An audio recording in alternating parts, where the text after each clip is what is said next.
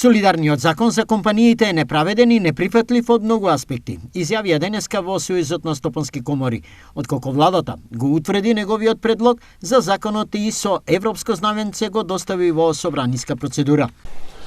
Тоа е прво, не можете да оданочувате компании кои што биле иновативни, кои што имале квалитетни решенија во периодот на кризата, кои што инвестирале и сега тие што се успешни вие да ги оданочувате. Тоа е прв елемент.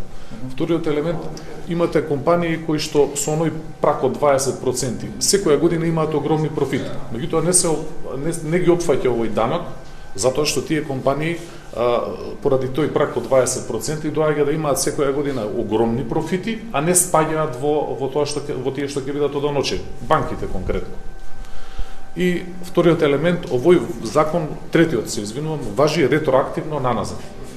И тоа според нас е несоодветно, бидејќи компаниите не може да си ги планираат своите финансии, не може да го планираат начинот на работењето.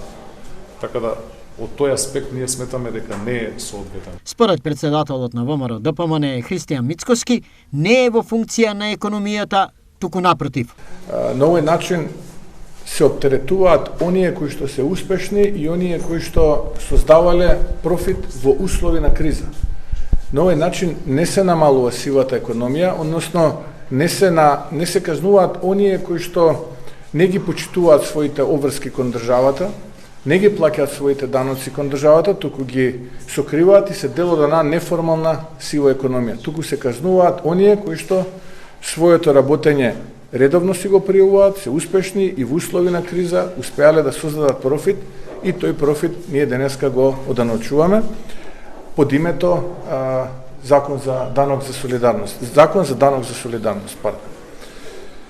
Мора јавноста да знае дека ова е се само не е солидарност. Иако обидот на владата да пристапи кон граѓаните со тоа што ќе ги оданочи овие кои што заработиле и потоа тие пари ќе завршат кај оние кои што им недостасуваат, не е точно.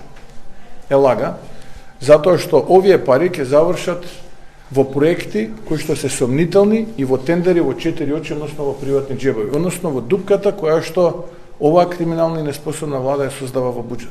Второ,